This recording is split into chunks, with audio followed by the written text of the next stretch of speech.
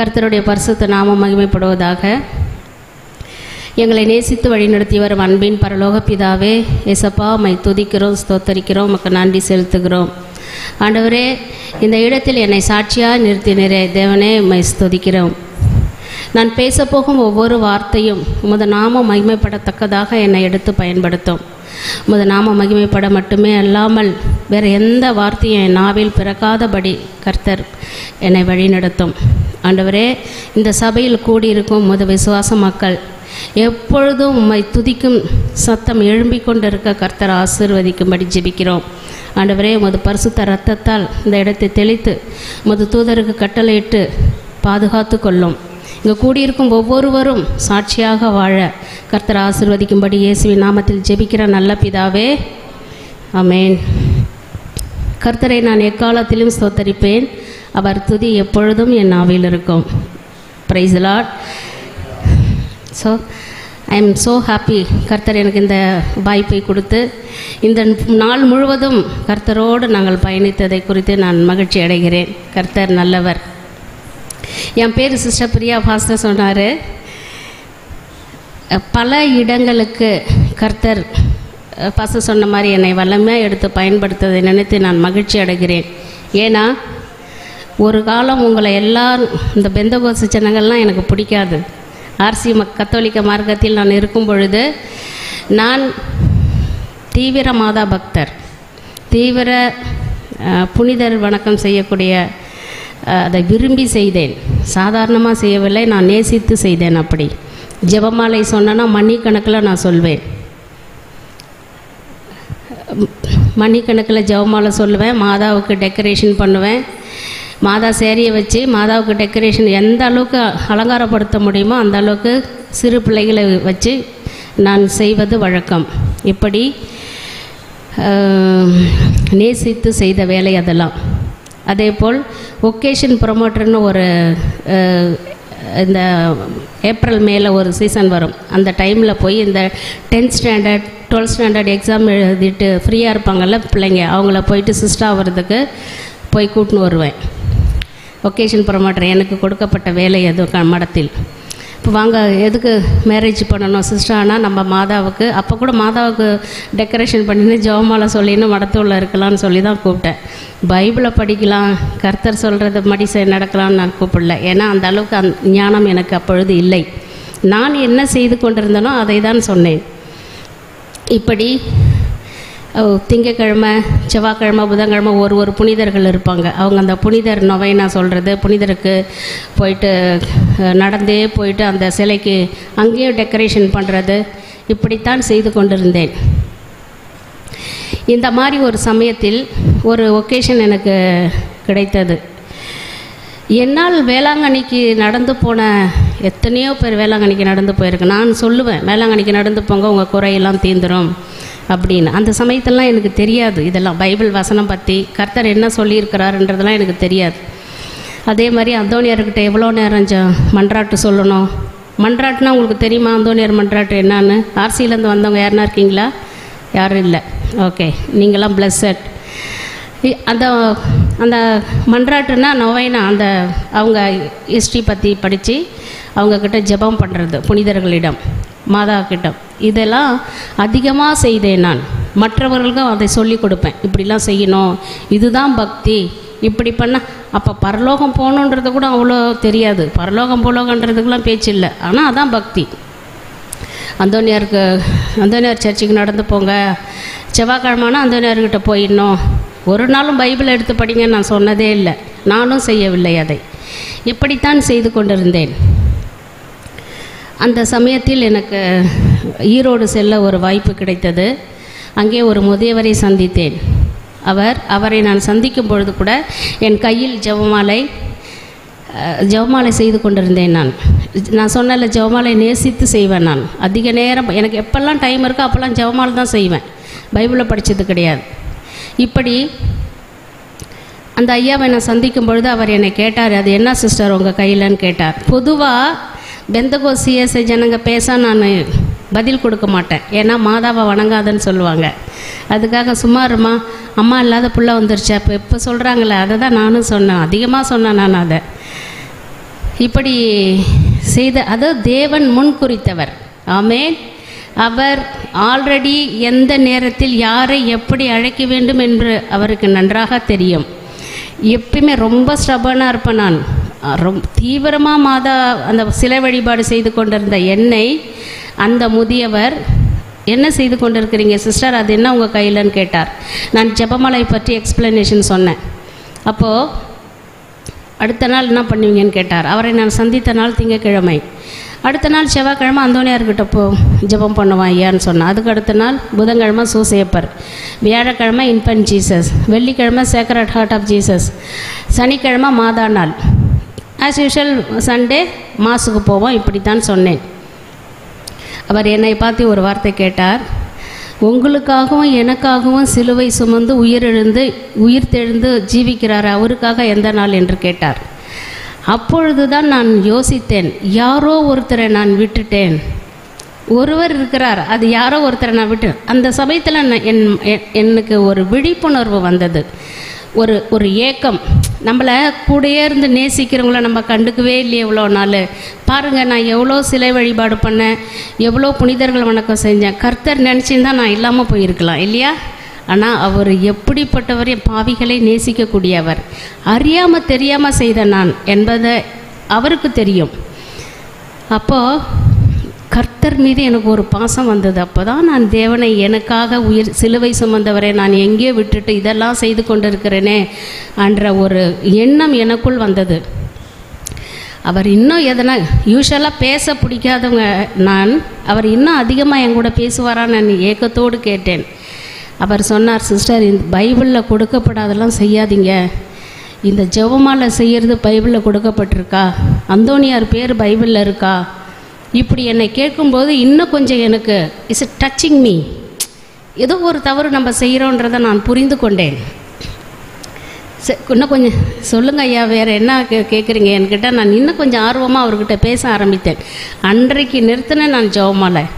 நான் யூஸ்வலாக நான் சொன்ன கழுத்தில் ஒரு ஜெபமாலை போட்டுக்குவேன், பேக்கில் வச்சுக்குவேன், பார்க்குறவங்க எல்லாருக்கும் ஜெபமாலை கொடுப்பேன், என்னுடைய பாக்கெட்டில் ஒரு ஜெபமாலை வச்சுக்குவேன். இப்படி நேசித்தேன் நான். ஆனால் ஒரு செகண்டில் அந்த ஐயா எனக்கு புரிய வச்சார், இதுதான் கர்த்தருடைய தொடுதல். ஆமென், பிரைஸ் தி லார்ட். யார் சொன்னாலும் கேட்காத நான், மாதா தான் கடவுள், மாதா கிட்ட தான் ஜெபம் பண்ணணும் அப்படின்னு மாதாவையும் புனிதர்களையும் பற்றி கொண்டிருந்த என்னை ஒரே வார்த்தையால் இது எல்லாம் தவறு என்று புரிய வைத்தார். நான் அதை ஏற்றுக்கொண்டேன். இது தவறு என்பதை, நம்ம செய்கிறது தவறு என்பதை நான் ஏற்றுக்கொண்டு, அப்பொழுது அவர் சொன்னார், சிஸ்டர், நீங்கள் ஒரு தியானத்துக்கு போய் கலந்துக்குங்க, அங்கே உங்களுக்கு இன்னும் வேதத்தை பற்றி சொல்லி கொடுப்பார்கள் என்று. அந்த தியானம் என்னை போல் கன்னியாஸ்திரி சிஸ்டர்ஸ் வெளியே வந்து ரட்சிக்கப்பட்டு வசனத்தை படித்து அதற்குரிய அர்த்தங்கள், இந்த மாதிரி சில வழிபாடெலாம் செய்யக்கூடாது என்று கற்றுக்கொண்டு ரட்சிப்பு வர்றதுக்கு அவங்க ஒரு காரணமாக இருக்கிறார்கள் இன்றும். அந்த இடத்தில் போயிட்டு நான் 7 நாள் தியானம் அட்டன் பண்ணேன். அப்பொழுது கர்த்தர் அவருடைய வார்த்தை கேட்டு நான் அழுதேன், கண்ணீர் விட்டு நான் அழுதேன். ஏன்னா நான் செய்யலை. அந்த வசனத்தின் மூலயமா சொன்னார், நீ இதெல்லாம் தப்பு பண்ணியிருக்க பாரு பிரியான்னு.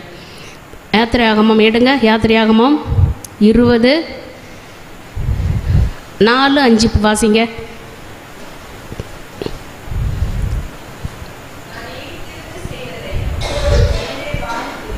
எஸ், ஆமென்.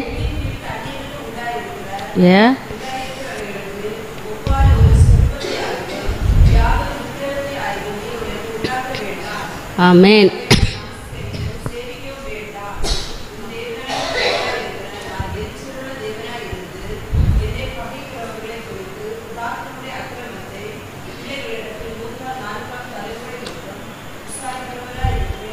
பாருங்க, அந்த சிலை வழிபாடு செய்யக்கூடாதுன்றத 1 கொரிந்தியர் 10வது அதிகாரம் 14வது வசனம் வாசிங்க.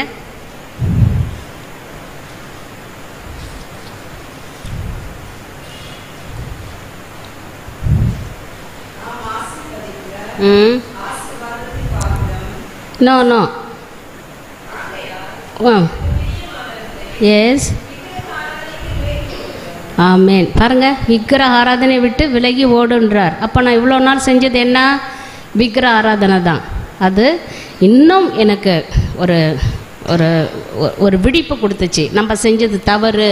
இது யாரும் சொல்லவில்லை, எனக்கு வேதம் சொல்லுகிறது. சிலை வழிபாடு செய்யக்கூடாது அப்படின்னு, புனிதர்கள் வணக்கம் செய்யக்கூடாது கர்த்தர் வேதம் சொல்லுகிறது.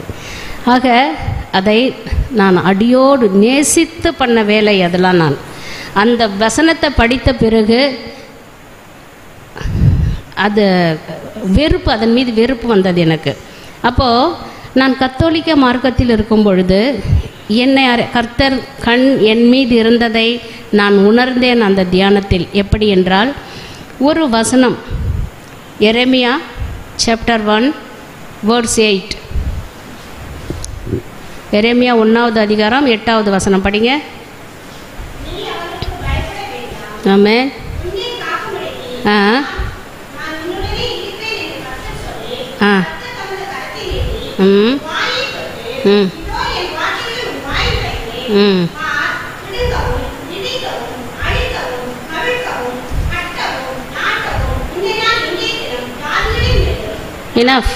இனஃப் போதும்.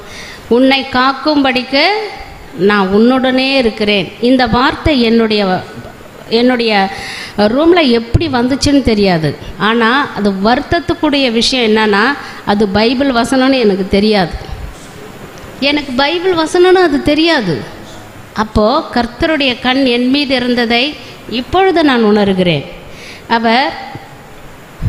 அவர் நம்மளை நேசிக்கக்கூடிய தேவன். பக்தி விருத்தியாக இருக்கிறவ தேவன் தெரிந்து கொள்வார். நான் எவ்வளோ பக்தி வேண்டாத ஒரு செயலுக்காக செயல்படுத்தி கொண்டிருந்தேன். அதை கர்த்தர் பார்த்து கொண்டிருந்து என்னை எப்படி எங்கே கொண்டு போயிட்டு யார் மூலயமா உண்மையை அறிவிக்கணுமோ அறிந்தார். ஆமேன். Praise the Lord. அப்போது இது என்னது? உன்னை காக்கும்படிக்கு உன்னுடனே நான் இருக்கிறேன். I don't know that. சரி, வச்சிருவேன். எங்கன்னா திரும்ப எப்போனா அந்த வார்த்தை என் கண்ணில் கிடைக்கும். உன்னை காக்கும்படிக்கு நான் உன்னுடனே இருக்கிறேன். திரும்ப அது எனக்கு நான் சொன்னேனே, நான் வெக்கப்பட்டு சொல்கிறேன், வேதனைப்பட்டு சொல்கிறேன். அது பைபிள் வசனம்னே எனக்கு தெரியாது. இப்படியாக அது எப்படி வந்ததுன்னு எனக்கு தெரியல. I don't know really. என் ரூமுக்கு அந்த வார்த்தை எப்படி, அந்த சின்ன ஒரு, இப்போ நம்ம பெந்தகோஸ்டில் ஒரு சாட் மாதிரி போட்டு வருவோம் இல்லையா, அந்த மாதிரி யார் அது கொடுத்தாங்க, அது எப்படி என்னுடைய ரூமுக்கு வந்தது தெரியாது. அப்போது அந்த வசனத்தை நான் அந்த தியானத்தில் எனக்கு அந்த சிஸ்டர் படித்து காட்டுறாங்க. எரேமியா, உங்களுக்கு கர்த்தர் உங்களை உங்களை நேசிக்கிறார், உங்கள் மீது நீங்கள் உங்களுடைய பக்தி வீணாக போகக்கூடாதுன்னு உங்களை தெரிந்து கொண்டார் அப்படின்னு எரேமியா சாப்டர் 1:8. அப்போ எனக்கு நினைக்கிறேன், என் ரூமில் இந்த வார்த்தை இருக்குது, எவ்வளோ நாளாக நான் பார்த்தேன். அப்போ தான் எனக்கு தெரியும் அது பைபிளுடைய வசனம் என்று. இப்படியாக கர்த்தர் பாசமுள்ள தேவன், நேசமுள்ள தேவன், அவர் நேசிக்கக்கூடியவர். இப்படியாக அந்த தியானத்தில் பல வசனங்கள் என்னை தொட்டது. பல வசனங்கள் மூலம் கர்த்தர் என்னோடு பேசினார். வசனத்தின் மூலம் தேவன் நம்மோடு பேசுவார் என்பதை அந்த தியானத்தில் தான் நான் கற்றுக்கொண்டேன். இப்படியாக இந்த 7 நாள் தியானம் நான் கற்றுக்கொண்டிருக்கும் பொழுது எனக்குள் ஒரு ஏக்கம், ஒரு அன்பு, பாசம் கர்த்தர் மீது அதிகமாக வந்தது. ஏன்னா எனக்காக சிலுவை சுமந்து, எனக்காக பாடுபட்டு, எனக்காக மரித்து, எனக்காக உயிர் தெழுந்து இன்றும் ஜீவிக்கிற தேவனை விட்டுட்டு எவ்வளோ காரியங்கள் செய்து கொண்டு வந்தேன். அதை நினைத்து அவர் மீது இன்னும் எனக்கு பாசம் அதிகமானது. இப்படியாக அந்த 7 நாள் தியானத்தில் ஞானஸ்தானம் எடுக்க வேண்டும் என்று கற்றுக் கொடுத்தார்கள். குழந்தை ஞானஸ்தானம் வேதத்தில் கொடுக்கப்படவில்லை. ஞானஸ்தானம் ஞானம் வந்த பிறகு தான் ஸ்தானம். அதனால் நீங்கள் எல்லோரும் ஞானஸ்தானம் எடுத்துக்கணும்னு சொன்ன உடனே ஆல்ரெடி எனக்கு ஜீசஸ் மேலே அன்பு அதிகம் வந்ததால் ஞானஸ்தானம் எடுக்க நான் தயார்படுத்திக்கினேன் என்னையே. எப்போது அந்த 7 நாள் தியானத்தில் 5வது நாள் ஞானஸ்தானம் கொடுத்தார்கள். நான் ஞானஸ்தானம், முழுக்க ஞானஸ்தானம் எடுத்துக்கொண்டேன். அப்போது ஞானஸ்தானம் எடுத்த பிறகு தான் என் பெயர் ஜீவ புத்தகத்தில் எழுதப்படும் என்று சொன்னார்கள். அதுவும் வேதத்தில் கொடுக்கப்பட்டிருக்கிறது. ஆமேன். இப்படியாக முழுக்க ஞானஸ்தானம் எடுத்துன்னு 7 நாள் தியானம் முடிஞ்சிடுச்சு. எங்கே போகணும்? திரும்ப கான்வெண்ட்டுக்கு தான் போகணும். கான்வெண்ட்டுக்கு போனால் திரும்ப ரொட்டீன், ஜெபமாலை சொல்லணும், மாசுக்கு போகணும், அந்தோனியார் சர்ச்சுக்கு போகணும். செய்யலாமா? எனக்கு கர்த்தர் எனக்கு கொடுத்த ஒரு தைரியம் அது. ஆல்ரெடி நான் கொஞ்சம் தைரியமானவ தான். யார் என்ன சொன்னாலும் கேட்கக்கூடாது, கான்வெண்ட்டில் இருக்கவே கூடாதுன்னு ஒரு முடிவு எடுத்தேன் நான். என் தேவனுக்காக, எனக்காக என் கண்ணை திறந்து நான் செய்வது தவறு என்று உணர்த்தின என் தேவாதி தேவன் கர்த்தருக்காக நான் எதையும் செய்ய தயாராக இருந்தேன். அப்பொழுது கான்வென்ட் விட்டு வெளியே போகிறேன்னு சொன்ன உடனே எனக்கு துன்பம் ஆரம்பித்தது. விடுவாங்களா? பல போராட்டங்கள், வேதனை, சோதனை. உனக்கு எங்கே வேணும் ட்ரான்ஸ்ஃபர் நான் தரேன்னு சொன்னாங்க. நான் கேட்குற இடத்துக்கு ட்ரான்ஸ்ஃபர் தருவீங்களான்னு கேட்டேன். சலோமி ஜான் த பேப்டிஸ்ட் தலையை கேட்பாங்களே, ப்ராமிஸ் பண்ணுங்கள் கொடுக்குறேன், அது மாதிரி கண்டிப்பாக கொடுப்பீங்களா? கொடுக்குறேன். ஆர்சியை விட்டு ட்ரான்ஸ்ஃபர் வேணும்னு கேட்டேன் நான். ஆமென். இதை கேட்டு சந்தோஷப்படுவாங்களா? இன்னும் கொஞ்சம் கோபம். எனவே அதெல்லாம் சொல்ல முடியாது, நமக்கு டைம் இல்லை. அப்படி பல போராட்டத்தின் மத்தியில் வேதனை, பைத்தியக்காரின்னு கூட என்ன சொன்னாங்க. ஏன்னா ஜெபமாலை சொல்கிறதுல நான் தான் எல்லாரையும் போய் கூப்பிடுவேன். இப்படிப்பட்டவ ஜெபமாலை சொல்லக்கூடாதுன்னா என்னை பைத்தியன்னு சொல்லிட்டாங்க. அதெல்லாம் எனக்கு எவ்வளோ மனசுக்கு வேதனை இருந்திருக்குன்னு நினச்சி பாருங்கள். ஆனால் என் தேவன் அறிந்தார் என்னை. எல்லா வேதனை சோதனையிலும் என்னை தப்புவித்தார் என் கர்த்தர். ஆமேன். இப்படியாக பல துன்பத்தின் மத்தியில், பல போராட்டத்தின் மத்தியில், எனக்கு பெற்றோர் கிடையாது. என்னுடைய சகோதரரை கூட்டு இந்த மாதிரி திடீர்னு ஒரு தியானத்துக்கு போயிட்டு வந்து மடத்தை விட்டு போகிறேன்னு சொல்கிறாங்க. தெரியல என்னான்னு. காரணம் கேட்டால் சில வழிபாடு செய்யக்கூடாது, புனிதர்கள் வணக்கம் செய்யக்கூடாதுன்னு சொல்கிறாங்கன்னாங்க. இப்போது இது நடுவில் என்னை எங்கேயும் போகாமல் லாக் பண்ணிட்டாங்க, வெளியே போகக்கூடாதுன்னு. எப்படி இருக்குன்னு நினச்சி பாருங்கள். நான் தனியாக அப்போது இங்கே இருக்கிற சிலையெல்லாம் நான், இன்னொரு விஷயம், அங்கே இருக்கிற சிலையெல்லாம் ஆர்டர் பண்ணி வாங்கினதே நான் தான். ஃப்ரான்ஸ், இட்டாலி, பெரிய பெரிய இடத்துல. ஏன்னா நான் தான் நேசித்து பண்ண வேலைன்னு சொன்னேன் இல்லையா, சிலைகளை. அந்த சிலையை நீயே வாங்கின, நீ ஏன் எங்கள் சும்மா இருக்கிற நேரம் ஜெபமாலை சொல்லலான்னு கூப்பிட, இப்போ வேணான்னு சொல்கிறேன். எப்படி? நான் சொன்ன சத்தியத்தை அறிஞ்சேன், நான் உண்மையை அறிஞ்சேன். இதெல்லாம் செய்யக்கூடாது. அப்பயே காட்டின யாத்திரையாகமாக பாருங்கன்னு. அதெல்லாம் கிடையாது. இது நம்ம முன்னோர்கள் செய்கிறது, இது நம்ம தொடர்ந்து பரம்பரையாக செஞ்சுன்னு வரோம், இதை பாரம்பரியமாக செஞ்சுன்னு வரோம், இதை விடக்கூடாது, இப்படித்தான் சொன்னார்கள். வேதத்தை பார்த்து கூட அவர்கள் ஜஸ்ட் தெரியாது, யாத்திரையாகமாக என்னன்னே தெரியாது. இப்படியாக பல இன்றைக்கி நான் சந்தோஷமாக சொல்கிறேன். அன்றைக்கி எப்படிப்பட்ட சூழ்நிலை, நான் 5 பேர் இருந்தால் நான் மட்டும் தனி. அப்போ எவ்வளோ வேதனையை நான் அனுபவிச்சிருப்பேன். அந்த மத்தியிலும் என் தேவன் எனக்கு ஒரு அன்பை கொடுத்தார். ஆமென். Praise the Lord. அவரை நம்புவினவரை அவர் ஒரு நாளும் கைவிட மாட்டார். இன்றைக்கி என்னுடைய லைஃப்பில் நான் அனுபவிச்சுன்னு வராது. ஜீசஸை நம்பி, கர்த்தரை நம்பி ஒரு அடி, ஒரு ஸ்டெப் எடுத்து வைங்க, பல வழி திறப்பார் அவர். ஆமென். இப்படிப்பட்ட தேவாதி தேவன் நம் கூட இருக்கும்போது யாருக்கும் நம்ம பயப்படக்கூடாது. தைரியமாக, தவறு செய்யவில்லை என்றால் தைரியமாக எதையும் நம்ம செய்யலாம். கர்த்தர் நமக்கு துணை இருப்பார். உத்தமனுக்கு கர்த்தர் துணை. வேதத்தின் பைபிள் வார்த்தையை யாரும் மாற்ற முடியாது. ஆண்டவருடைய வார்த்தை உயிருள்ள வார்த்தை.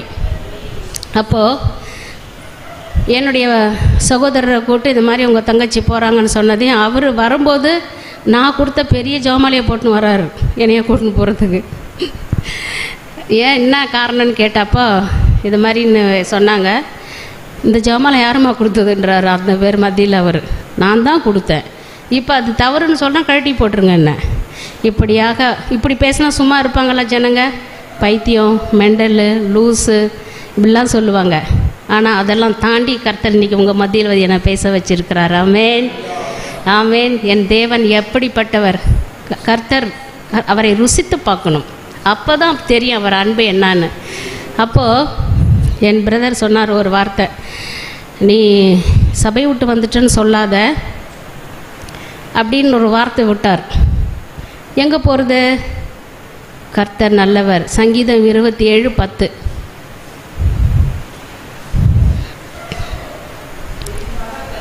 ஆமென். கர்த்தர் அவர் என்ன உன்னை கூட்டின்னு போகிறது? பிரியா, எனக்காக நீ வரைய, உன்னை நான் விடுவேனா? நான் சேர்த்துக்கொள்ளுகிறேன். ஆமென். இப்படியாக கர்த்தர் வசனத்தின் மூலியமா என்னை தேற்றினார். அந்த நேரம் யாருமே இல்லை எனக்கு ஆறுதல் சொல்ல. என் சகோதரிங்க என் மேலே கோவம்னா கோவம். நீ சபையை விட்டு வந்தேன்னா நாங்கள்லாம் இல்லைன்னு மறந்துடுன்னு.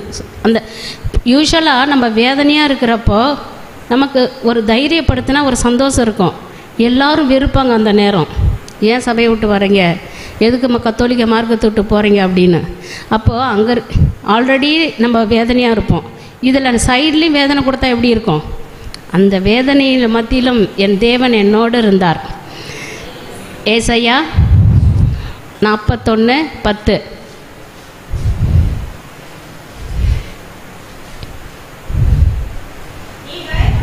ஆமென்.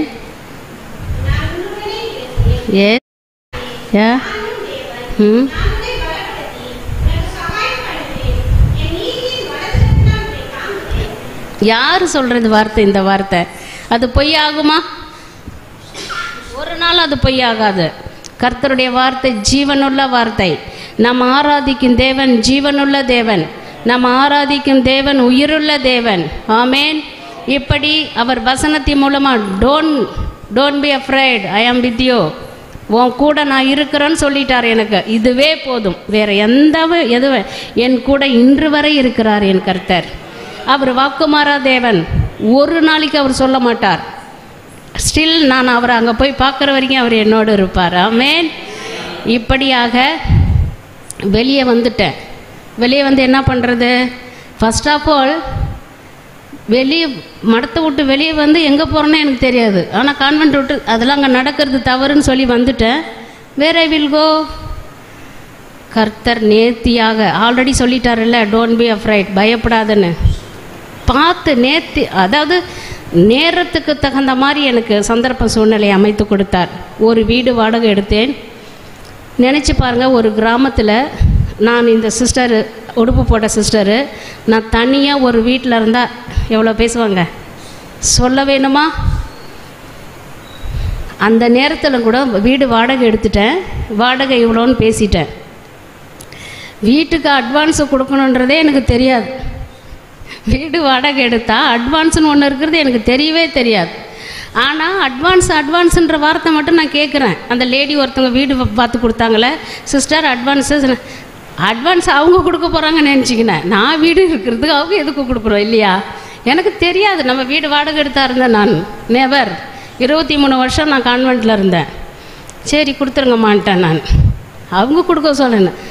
கொடுத்துன்னு உங்களை தான் சிஸ்டர், கொடுத்துருங்கன்னு கண்டுக்கவே இல்லை நான். அதை பற்றியே பார்த்தா 10 o'clock வராங்க.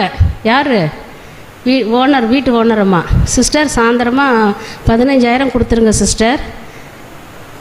15,000மா? 21 ரூபா என் கையில். 15,000க்கு நான் எங்கே போவேன்? Oh my God, cannot even think of it. அதுதான் சொல்கிறேன், உன்னை அதிசயங்களை காண பண்ணுவேன். மீகா 7:15 படிங்க.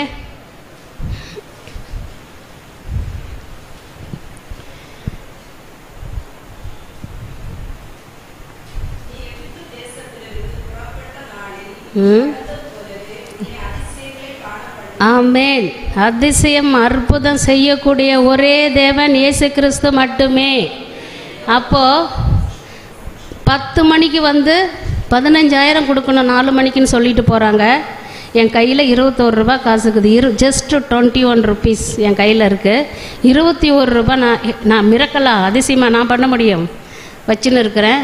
ஆனால் ஒரு வார்த்தை அடிக்கடி என் மனசில் வரும், உன்னை காக்கும்படிக்கு நான் உன்னுடனே இருக்கிறேன்ற வார்த்தை. அதை மட்டும்தான் நான் எடுத்துன்னு வந்தேன் கான்வென்ட்லேருந்து வரும்போது. என்னுடைய ட்ரெஸ்ஸு உன்னை காக்கும்படிக்கு நான் உன்னுடனே இருக்கிறேன்னு ஒரு வார்த்தை நான் அடிக்கடி இப்போ வரும்னு சொன்னேன். அது வார்த்தை தான் எடுத்துன்னு வந்தேன். அப்போ நான் ரொம்ப டென்ஷனாக உட்காந்துக்கிறேன். ஏசப்பா நான் என்ன பண்ணுவேன்? 4 மணிக்கு 15,000 நான் எப்படி கொடுக்க முடியும்? உன்னை காக்கும்படிக்கு நான் உன்னுடனே இருக்கிறேன். ஒரு வார்த்தை, டோன்ட் பி அஃப்ரைட், ஐ ஆம் வித் யூ.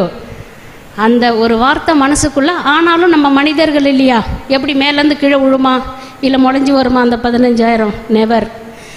எனிவே என் தேவன் இருக்கிறார் அப்படின்றது ஒரு மனசில் இருக்குது. பட் ஸ்டில் தேர் இஸ் ஒரு பயம் இருக்கு, ஒரு நெருடல். பயம் கிடையாது, நெருடல் ஒன்று.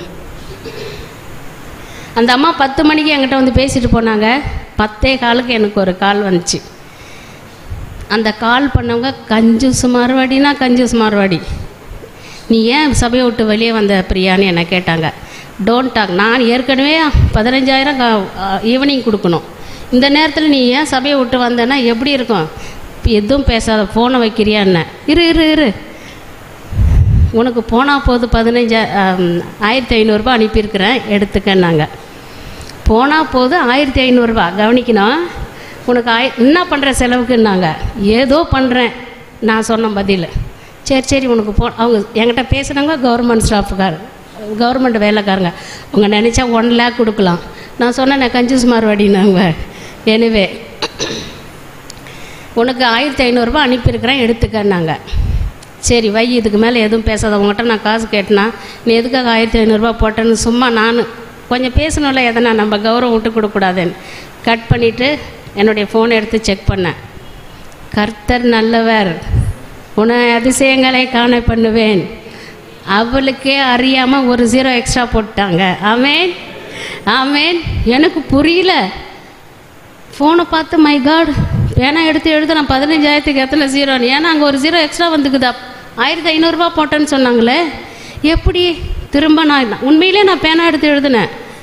மை காட், எதுவுமே பேசலை. போயிட்டு பணத்தை எட்டுன்னு வந்து ஏடிஎம்மில் போய் பணத்தை எட்டுன்னு வந்து வச்சு 4 மணிக்கு ஹவுஸ் ஓனர் வந்தாங்க, கொடுத்துட்டேன். ஒரு பாசம் எங்கேயோ ஒரு பாவமே, நம்ம அர்ஜென்ட்டுக்கு உதவுனாங்க அவங்க. ஆனால் தெரியாமல் அந்த 1 0 யார் போட வச்சுது? கர்த்தர் போட வச்சார். என் மகளுக்கு பணம் தேவைப்படுகிறது, அங்கே உங்கள்கிட்ட லேக்ஸ் கணக்கில் இருக்குது பேங்க்கில், ஆஃப்டரால் ஒரு 15,000 தான் நான் போடு பார்த்துக்கலான்னு என் தேவன் அதிசயம் அற்புதம் செய்யக்கூடிய தேவன். ஆமேன். 4 மணிக்கு பணத்தெல்லாம் கொடுத்துட்டு நான் ஃபோன் பண்ணேன் அந்த சகோதரிக்கு. ஃபோனை எடுத்தாங்க. என்ன காலையில் அவ்வளோ வேகமாக ஃபோனை வைங்கன்னு சொன்னீங்க, இப்போ ஏன் ஃபோன் பண்ணுற பிரியான்னாங்க. இல்லை நீ ரொம்ப நல்லவளாயிட்ட இப்போ அப்படின்னேன். ஒரு 1500 இப்படி புகழறியா என்ன? அது வரைக்கும் தெரியல. 15,000 வந்தது அவளுக்கு. சரி ஓகே. இல்லை உங்கள் அம்மா மாதிரி இப்போலாம் நல்ல குணம் உனக்கு, என்ன விஷயத்த சொல்லுன்னா. இல்லை 15,000 போட்டு சொல்லணும்ல, அப்போ நம்ம எடுத்து சொல்லணும். என்னது 15,000 போட்டேன்னா 1 0 எப்படி எக்ஸ்ட்ரா போட்டேன் நான்? இதுக்கே டீச்சர் பாருங்கள். இதுதான் கர்த்தர். நேரத்தை பார்த்து அவரை நம்பி வர அவர் ஒரு நாளும் கைவிட மாட்டார். இது என் வாழ்க்கையில் நடந்த உண்மை. இது பஞ்சத்துக்காக கஷ்டத்துக்காக நான் கர்த்தர் இன்னைக்கு நல்லா ஆசீர்வதிச்சிருக்கிறார். ஆனால் அந்த சூழ்நிலையில் என் தேவன் என்னை வெட்கப்பட போக விடவில்லை. ஆமேன். இப்படிப்பட்ட தேவாதி தேவன் நம் தேவன் அற்புதத்தையும் அதிசயத்தையும் எந்த நேரத்திலும் உங்கள் வாழ்க்கையிலும் என் வாழ்க்கையிலும் செய்ய அவர் தயாராக இருக்கிறார். ஆமேன். இப்படியாக அந்த பணத்தை எடுத்து நான் கட்டிட்டு, அதன் பிறகு எனக்கு மாற்றுத்திறனாளியை நேசிக்கிறது என்னுடைய இயல்பான குணம். கர்த்தர் எனக்கு எல்லாம் நல்லா கொடுத்துருக்கிறார். அந்த உடம்புல ஏதோ ஒரு குறை இருக்கும்போது நம்ம நல்லா இருக்கிறவங்க அவங்கள நேசிக்கலாமே, இது யாரும் எனக்கு சொல்லி கொடுக்கல, இது என்னுடைய பிளட்டில் உள்ளது ஒரு குணம் எனக்கு. அப்போது யாருன்னா ஒரு மாற்றுத்திறனாளி நம்ம கூட வச்சுருக்கலான்னு நான் நினச்சேன். ஆனால் கர்த்தர் 2 கண்ணு தெரியாத அம்மாங்களை கொண்டு வந்தார் என்னிடம். ஒரு இடத்துல நான் சந்தித்தேன். அப்போது ஒரு அம்மா சொல்லி அழுதாங்க, சிஸ்டர் நான் ரொம்ப கஷ்டப்படுறேங்க, உங்கள் கூட நான் வரவா? பாருங்கள், நான் வீடு வாடகை எடுத்து தனியாக இருக்கிறேன். அந்த நேரத்தில் என் கூட யாருன்னா துணைக்கு இருந்தால் நல்லாயிருக்கும் நான் நினச்சேன். என் தேவன் என்ன செய்தார் பாருங்கள். பிரியா, நீ நேசிக்கிற மாற்றுத்திறனாளி நீ வச்சுக்க. 2 பேர் கண்ணு தெரியாதம்மாங்களை நான் பார்த்தேன் அந்த நேரம். இன்றும் என்னோடு இருக்கிறார்கள் அவர்கள். ஆமேன். இப்படி அவர்கள் என்னிடம் கொண்டு வந்து அவர்களையும் நான் 7 நாள் தியானம் அட்டன் பண்ணல சென்னையில்.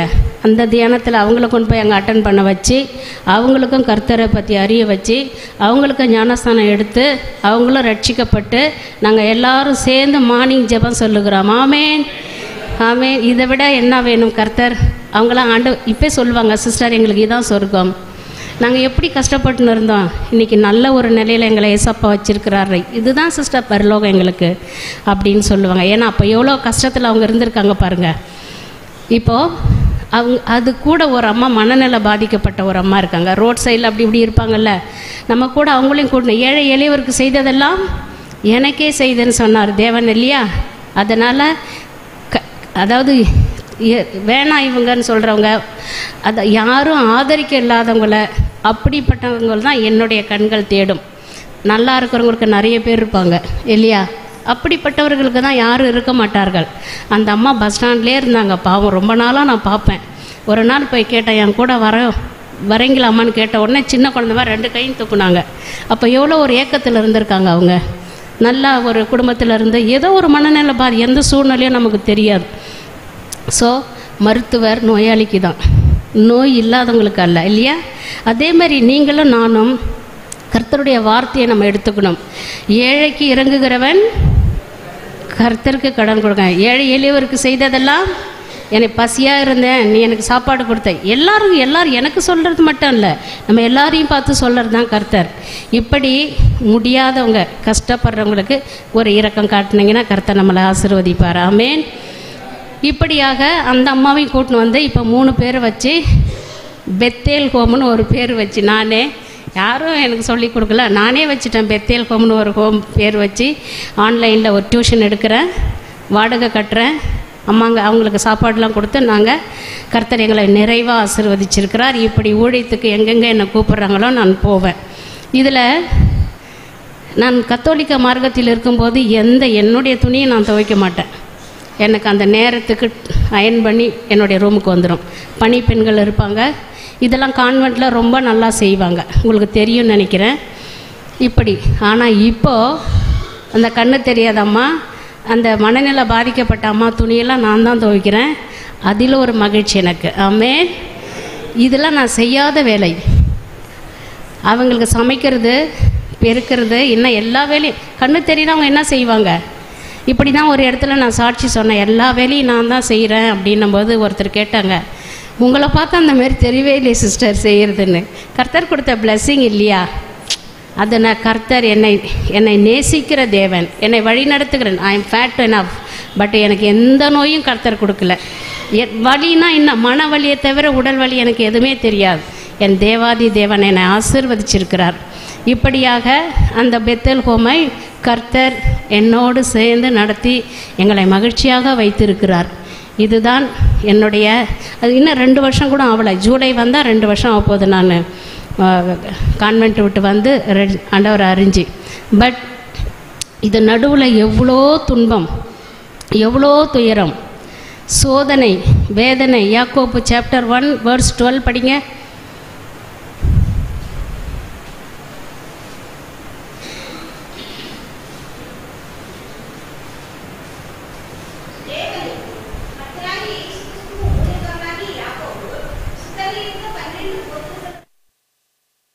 Chapter 1. Amen. Yes.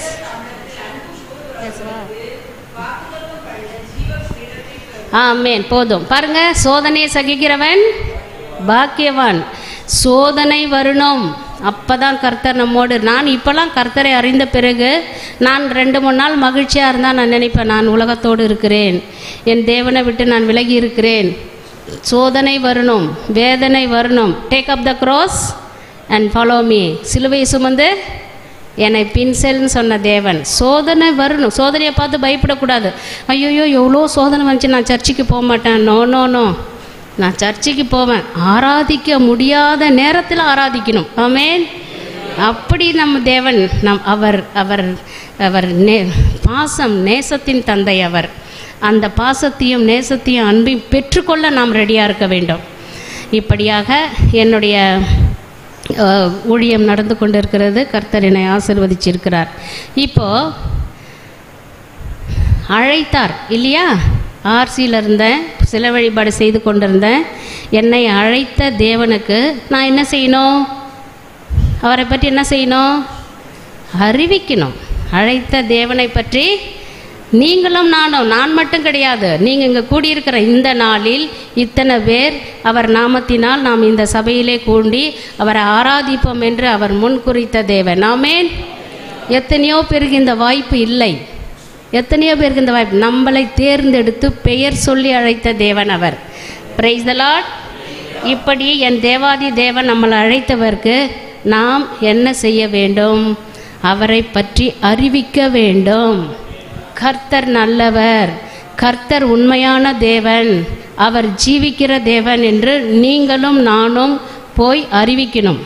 அப்படி அறிவித்தவர்களை பற்றி நம்ம பார்க்கலாம், ஷார்ட் அண்ட் ஸ்வீட்டாக பார்க்கலாம். ஓகே. இப்போ இயேசுவின் பிறப்பு முதலில் யாருக்கு சொல்லப்பட்டது? இயேசுவின் பிறப்பை பற்றி முதலில் யாருக்கு சொல்லப்பட்டது? மேய்ப்பர்களுக்கு சொல்லப்பட்டது. மேய்ப்பர்கள், அதாவது இரட்சகர் இயேசு இந்த உலகத்தில் பிறப்பார் என்று தீர்க்கதரிசிகள் மற்ற ஆகமங்களில் பழைய ஏற்பாட்டில் நிறைய சொல்லப்பட்டு இருக்கு.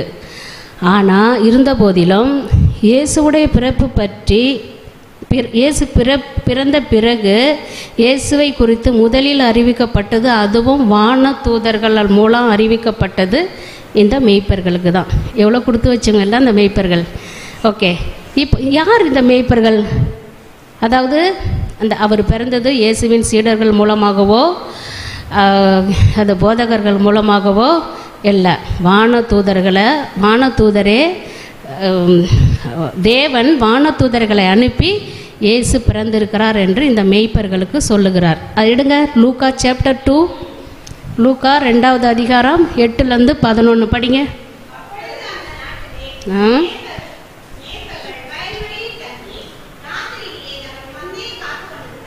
எஸ்,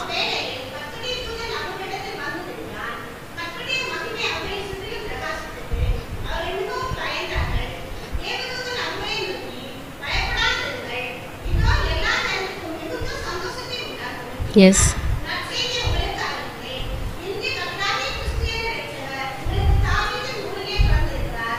ஆமென். பாருங்க, இந்த மேய்ப்பர் யார்? இந்த மேய்ப்பர்கள் கஷ்டப்படுபவர்கள், கடைநிலையில் இருப்பவர்கள்.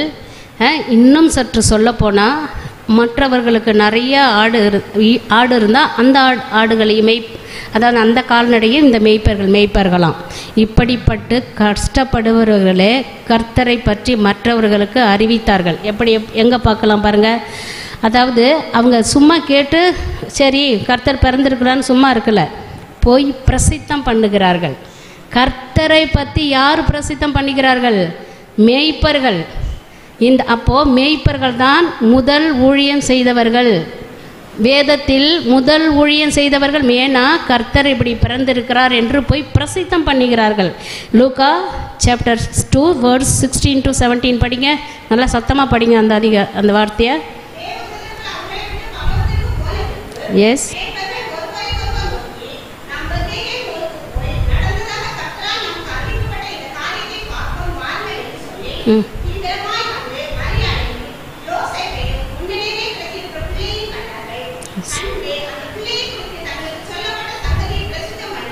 Very good. பிரசித்தம் பண்ணினார்கள். பாருங்க, அவங்க ஆடு மேய்ச்சிங்க. ஆஃப்டரால் கால் வலிக்குது, கை வலி, ஆட்டில் சுற்றி வந்தவங்க எப்போ கஷ்டப்பட்டுருப்பாங்க. என்னத்துக்கு போயிட்டு சரி பிறந்தா போகிறார், ஒரு நாளைக்கு பார்த்துக்கலான்னு படுத்து தூங்கலாம் இல்லையா? ஆனால் போய் பார்த்துட்டு அவங்களை இன்னும் பல பேருக்கு போய் பிரசித்தம் பண்ணுகிறார்கள். கர்த்தருடைய அன்பை நீங்கள் அனுபவிச்சிருக்கீங்களா? நானும் அனுபவிச்சிருக்கிறேன். அப்போ எத்தனை பேருக்கு போய் நம்ம சொல்லலாம்? விதையை போடலாம், நீங்கள் சொல்லலாம், சொன்னால் கேட்க மாட்டாங்க அப்படின்னு. நம்ம விதை போட்டால் ஒரு நாள் முளைக்கும். ஆமென். நான் இப்போ அடிக்கடி நினைப்பேன், ஐயோ அப்பயே பெந்தகோசுக்காரங்க வருவாங்களே நம்மக்கிட்ட, சிஸ்டர் நீங்கள் எதுக்கு பஸ்ஸில் உட்காந்து நான் ஜெபமாலை சொல்லும்போது பெந்தகோசு ஏசைக்காரங்க வந்து சொல்லுவாங்க, சிஸ்டர் ஜெபமாலை சுமாருன்ற ஜெபமாலைன்னு எடுத்தவே டோன்ட் டாக் டு மீன்றுவேன். இப்போ ரட்சிக்கப்பட்ட பிறகு ஐயோ அப்போவே கேட்டிருந்தா ஆண்டவர் அப்பயே அறிஞ்சிருக்கலாமே. உங்களுக்கு புரியுதா நான் சொல்கிறது? இப்படி நினச்சேன். அப்போது நீங்கள் இருக்க இந்த இடம் எவ்வளோ பேர் அழகான சர்ச்சு கர்த்தர் நம்ம கொடுத்துருக்குறாரு உங்களுக்கு. எத்தனை பேர் ரஷ்ஷாக இருக்கணும், இடம் இப்படி காலியாகவே இருக்கக்கூடாது. நம்ம தீர்மானிக்கணும். இன்றைக்கி இப்போது இந்த ஆடு மேய்க்கிறவங்களை போய் பிரசித்தம் பண்ணாங்க, ஏசப்பா பிறந்திருக்கிறாரு வாங்கலாம் வந்து பாருங்களான்னும் போது நீங்களும் நானும் ஏசப்பாவை பற்றி அறியாதவங்களுக்கு எவ்வளோ சொல்லணும். ஒரு வாரத்துக்கு ஒரு ஆத்மா யார்? பாஸ்டருக்காக அல்ல, பாஸ்டர் அம்மாவுக்காக கிடையாது, கர்த்தருக்காக ஏசப்பாவுக்காக நான் வீதியாக போயிட்டு ஆண்டவரை பற்றி சொல்லி வாங்கலாம், வந்து பாருங்களாம், வந்து பார், பல இன்பத்தை அடைவார் அப்படின்னு ஒரு நாள் கேட்கலாம் கூட. எப்பயுமே ஆண்டவருடைய வார்த்தையை நான் சொல்லும் பொழுது கர்த்தர் ஆல்ரெடி அவங்களுக்கு அதை தூண்டுதல் கொடுப்பார், யோசிக்க வைப்பார். நீங்கள் 10 பேர்கிட்ட சொன்னால் 2 ஆத்மா வராது, கண்டிப்பாக வரும். இப்போ இந்த நாள் நீங்கள் எல்லோரும் முடிவெடுக்கணும். அதுதான், நீங்கள் ஒரு கவர்மெண்ட் ஸ்டாஃபாக இருக்கலாம், வீட்டில் நிறைய வேலை இருக்கலாம், 1 மணி நேரம் கர்த்தருக்காக 1 மணி நேரம் ஒரு ஸ்ட்ரீட்டுக்கு போயிட்டு நான் அதாவது வாரம் ஃபுல்லாக நீங்கள் போவேண்ணா, அப்படி நீங்களாம் முடிவெடுத்து ஒரு நாளைக்கு ஒரு வாரத்தில் 3 நாள் போயிட்டு ஒரு ஆத்மா, வாரத்தில் ஒரு ஆத்மா, அப்போ ஒரு மாதத்துக்கு 4 பேர் வருவாங்க. ஒருத்தருக்கு 4 பேர்னால் எத்தனை பேர்? அப்போ சர்ச்சு ஃபுல்லாக இருக்கும். நம்ம யாருடைய போற்றுதல் வேணாம், புகழுதல் வேணாம். கர்த்தர் நம்மளை குறித்து சந்தோஷப்படுவார், நமக்கு ஜீவ கிரீடத்தை கொடுப்பார். ஆமென். இப்படி இந்த மேய்ப்பர்கள் சொல்லும் பொழுது நம்ம ஏன் சொல்லக்கூடாது? இப்படி பிரசித்தம் பண்ண அந்த மேய்ப்பர்கள் அதோடு விட்டுவிடவில்லை, அவரை மகிமைப்படுத்தி துதித்து கொண்டார்கள் இந்த மேய்ப்பர்கள். இதுவும் லூக் சாப்டர் 2:20 வசனம் படிங்க.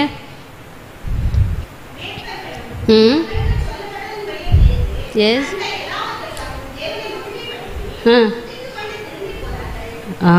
Very good. துதித்து கொண்டு திரும்பி போனார்கள். இப்படி அப்போ கர்த்தரை பற்றி முதல் ஊழியம் செய்தவர்கள் மேய்ப்பர்கள். அந்த மேய்ப்பர்களை விட நம்மளாம் ஆடு மாடாக மேய்ச்சின்னுக்கிறோம். அப்படியே மேய்ச்சா கூட தப்பு இல்லை. தாவீது ராஜா ஆடு மேய்ச்சவர் தான் இல்லையா? அதனால் நம்ம அதை விட நம்மளை பெட்டராக வச்சுருக்கிறாரு. அப்போது அவங்க அந்த மேய்ப்பர்களை விட நம்ம அதிகமாக ஒரு தெருவு, அடுத்த 2வது தெருவு, அடுத்து பக்கத்து ஊர், இப்படி சொல்லி கர்த்தரிடத்தில் நாம் ஆத்துமாக்களை கொண்டு வர வேண்டும். ஒரு வாரத்துக்கு ஒரு ஆத்மா உங்களால் கொண்டு வர முடியலாம், அட்லீஸ்ட் மாதத்துக்கு 1. மாதத்துக்கு 1. ஏன் சகோதரி சிரிக்கிறீங்க? மாதத்துக்கு 1 நம் தேவனுக்காக கர்த்தரை அறியணும். நம்ம ஒரு டேஸ்ட், ஒரு ஹோட்டலுக்கு போகிறோம், நல்ல சாப்பாடு சாப்பிட்றோம். இன்னொரு டைம் அந்த பக்கம் போனால் நம்ம ஃப்ரெண்ட்ஸு கூட என்ன சொல்லுவான், அங்கே வாங்க அந்த சாப்பாடு நல்லா இருக்கும். ஆஃப்டர் ஆல் ஒரு சரிகிற ஃபுட்டுக்கே நம்ம ஏக்கமாக இருக்கிற ஆத்மா ஃபுட்டு கர்த்தர் எவ்வளோ கொடுத்துருக்கிறார். இந்த கொரோனாவில் நம்ம எல்லாம் இறந்துருக்கலாம் இல்லையா? ஆனால் அவர் கண் நம்ம மீது இருந்ததால் தானே இன்றைக்கி நீங்களும் நானும் இங்கே இருக்கிறோம். ஆமென். எவ்வளோ பேர் இறந்தாங்க, எத்தனையோ பாதுகாப்பு, எவ்வளோ பெரிய கோடீஸ்வரங்கள்லாம் உள்ளே இருந்து கொரோனா தாக்கியிருக்குது இல்லையா? ஆனால் அதிலிருந்து கர்த்தர் கண் நம்ம மீது இருந்து நம்மளை பாதுகாத்து இன்றைக்கி நம்மளை உயிரோடு வைத்திருக்க தேவனுக்கு ஒரு ஆமேன் சொல்லலாம். ஆமேன். Praise the Lord. கர்த்தர் நல்லவர். இப்படி அடுத்து யார் கர்த்தரை பற்றி பிரசித்தம் பண்ணார்கள், யார் அவரை பற்றி அறிவித்தார்கள்? John the Baptist. John the Baptist என்ன பண்ணுறாரு? ரொம்ப சொல்கிறார், அவர் என்னிலும் மேன்மையுள்ளவர், நான் நீரினால் ஞானஸ்தானம் கொடுப்போம், அவரோ பரிசுத்த ஆவியினால் ஞானஸ்தானம் கொடுப்பார். இப்படி கர்த்தரை பற்றி நிறைய சொல்லுவார் ஜான் த பேப்டிஸ்ட். அவர் அதாவது அவர் ஞானஸ்தானம் கொடுக்கும்போது எந்த வடிவத்தில் வந்துச்சு? புறா வடிவத்தில். ஆமாம். இப்படி அதாவது அவர் சொல்லுவார், அவருடைய பாத ரட்சணையை மாறு அவுக்க கூட நான் பாத்திரம் நல்லன்னு சொல்லுவார். இப்படி தாழ்ச்சியை நம்ம ஃப்ரெண்ட்ஸை பற்றி சொல்லுவோமா? அவனை விட நான் தான் நல்லவன், அப்படி நம்ம பண்ணுவோம். ஆனால் John the Baptist he come down, என்னிலும் மேன்மையுள்ளவர்னு சொல்கிறார் பாருங்கள். ஜீசஸை பற்றி நிறைய ப்ரீச் பண்ணுவார் அவர். படிங்க யோவான் சாப்டர் 1 வேர்ட்ஸ் 27 27.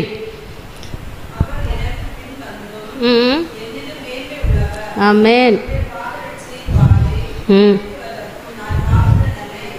ஆமென். பாருங்க, இதோ வருகிற அவரை கர்த்தரை தேவ ஆட்டுக்குட்டி என்று சுட்டி காட்டுகிறார் ஜான் த பேப்டிஸ்ட்.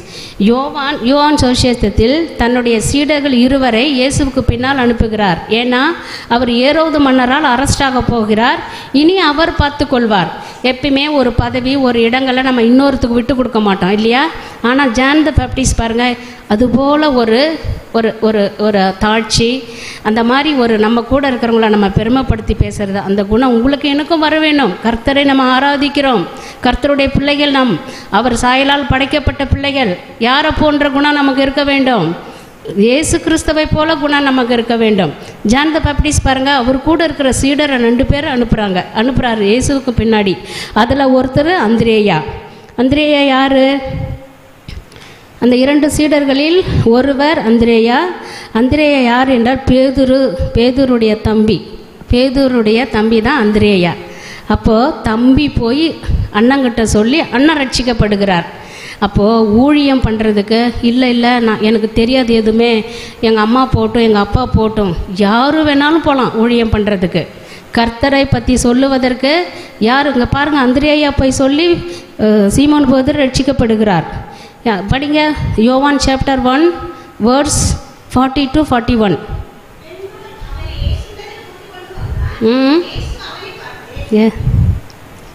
படிங்க.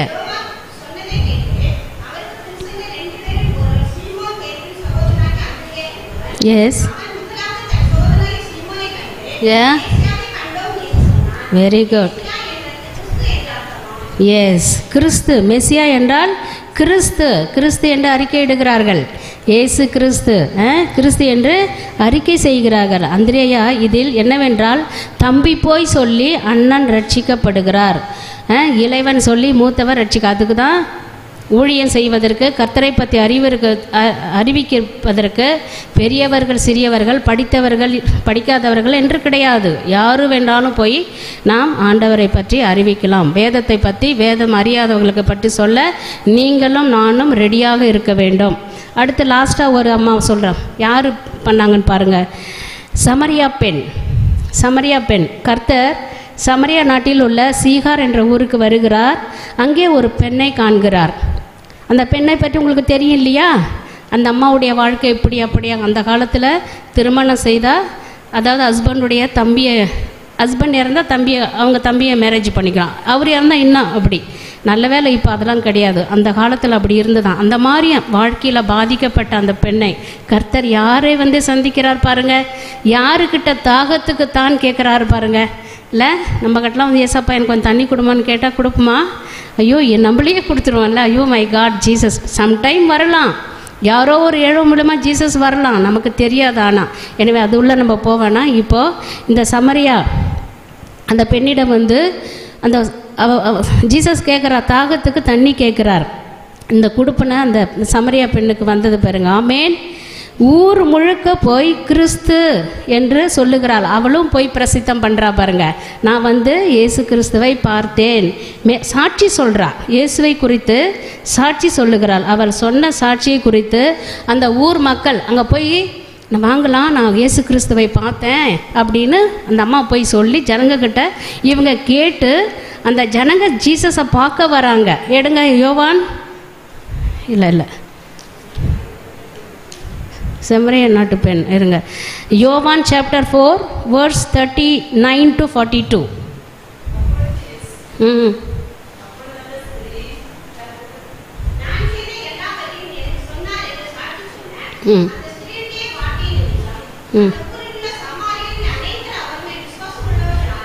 ஆமென்.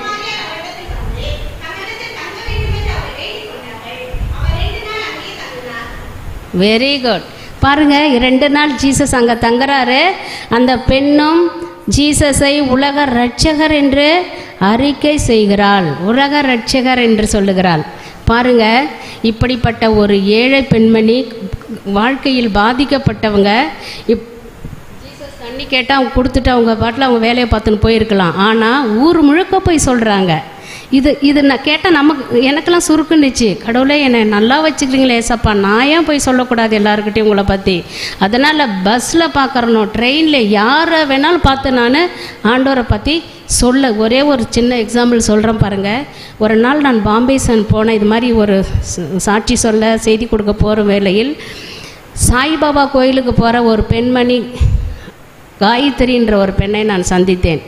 அப்பொழுது அந்த பெண்ணுக்கு ஃபஸ்ட்டு நான் பேசும்போது, நாங்கள் சாய்பாபா கோயிலுக்கு போகிறோம், அங்கெல்லாம் சொல்லாதீங்க, ஏசப்பாலாம் பற்றி சொல்லாதீங்கன்னா. பட் ஸ்டில் கொஞ்சம் போகலாமே, கர்த்தருக்காக ஒரு வார்த்தை வாங்கினா என்ன? என்னின் நிமித்தம் துன்பப்பட்டா பாக்கியவான் சொல்லியிருக்காங்கல்ல, ஜீசஸ் நிமித்தம் ஒரு துன்பப்படலாமே, ஒரு தவறு இல்லை. நமக்காக எவ்வளோ அடி வாங்கினார் அவர். அவருக்காக கொஞ்சம் ஒரு வார்த்தை. கொஞ்ச நேரம் கழித்து திரும்ப சொன்னேன். யாத்திரையாகமாக எடுத்து நான் படித்து, இது என்ன படித்து காட்டுமா, கண்ணாடி போடல, கண்ணாடி கழட்டி உள்ளே வச்சுட்டு யாத்திரையாகத்தை படிக்க சொன்னேன்.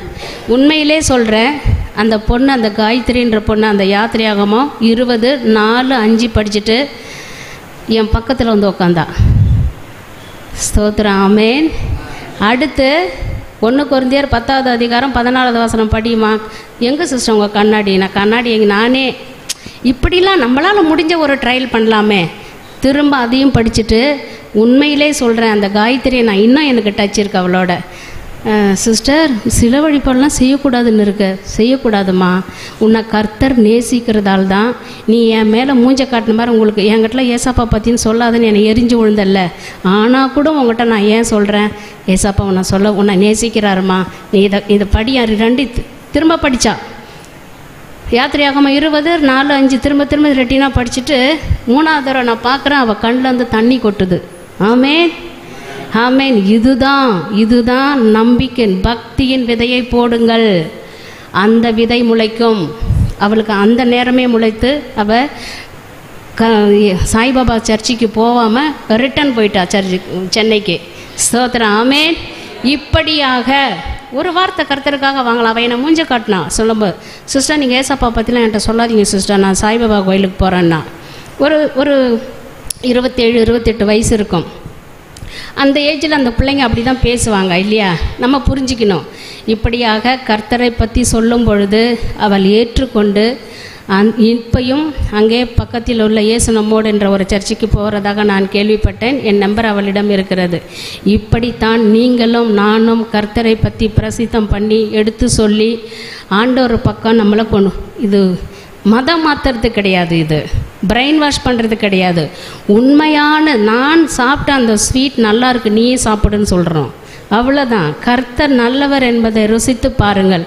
சங்கீதம் 34:4 வசனம் படிங்க. நான் கர்த்தரை தேடினேன், அவர் எனக்கு செவி கொடுத்து என்னுடைய எல்லா பயத்துக்கும் நீங்களாகி விட்டார். நம்ம போகும்போது இந்த சங்கீதத்தை படிச்சுட்டு போங்க. நீங்கள் எங்கன்னா போகும்போது எல்லா நீங்கள் நினைக்கலாம், அங்கே போனாங்க யாருன்னா என்ன சொல்லுவாங்களோ, மதம் மாற்றிட்டுன்னு சொல்லுவாங்களோ, யாருன்னா என் கூட சண்டை போடுவான். ஒன்றாகாது. நல்லதை விதைத்தான் நமக்கு நல்லதே நம்ம அறுப்போம்.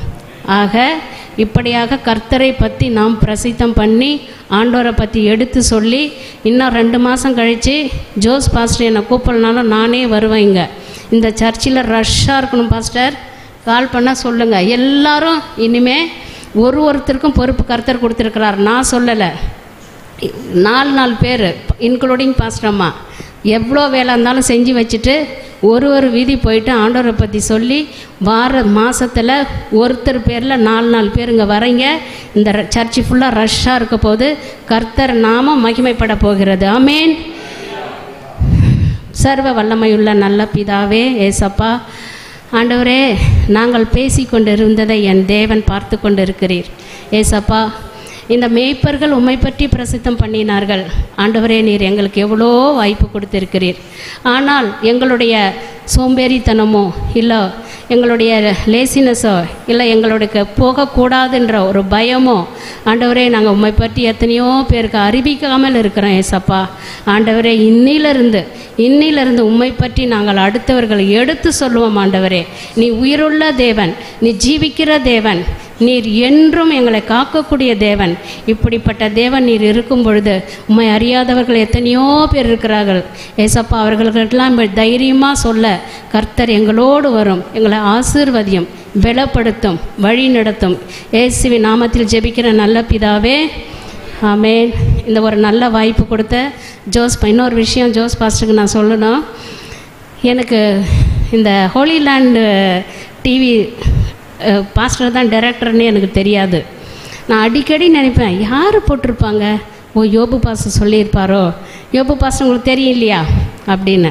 ஆனால் ஜோஸ் பாஸ்டர் தான்ன்றது எனக்கு இப்போ தான் தெரியுது. சில பேர் நிறைய நல்லது செய்வாங்க, தெரியாத மாதிரி இருப்பாங்க. இன்றைக்கி உலகமெங்கும் என்னை காண்பித்தது ஜோஸ் பாஸ்டருக்கு நான் இருகரம் கூப்பி தலை வணங்கி நன்றி சொல்கிறேன். பாஸ்டர், உங்களுடைய சைலண்ட்டாக எங்கேயோ இருக்க. இன்றைக்கி கூட நான் நினச்சேன், யார் ஹோலி லேண்டில் என்னுடைய சாட்சி போட்டிருப்பாங்கன்னு. கனடா, ஜெர்மனி, சிங்கப்பூர், மலேசியா, இங்கெல்லாம் இருந்து எனக்கு கால் வரும். ஜோஸ் பாஸ்டரை பயன்படுத்தி கர்த்தர் எனக்கு செய்தார். நம்ம ஜனங்களை யாரும் பெருமைப்படுத்தக்கூடாது, சாரி. ஆனால் அவரை ஒரு கருவியாக, ஜீசஸ் இந்த பூமியில் பிறப்பதற்கு மரியாதை ஒரு கருவியாக பயன்படுத்துவது போல பிரியா சிஸ்டரை உலகமெங்கும் காண்பிக்க ஜோஸ் பாஸ்டரை கர்த்தர் ஒரு கருவியாக பயன்படுத்தினார். நன்றி பாஸ்டர். உங்கள் ஊழியம் இன்னும் வளர நான் ஜெபிக்கிறேன். கர்த்தர் நல்லவர். Price the Lord.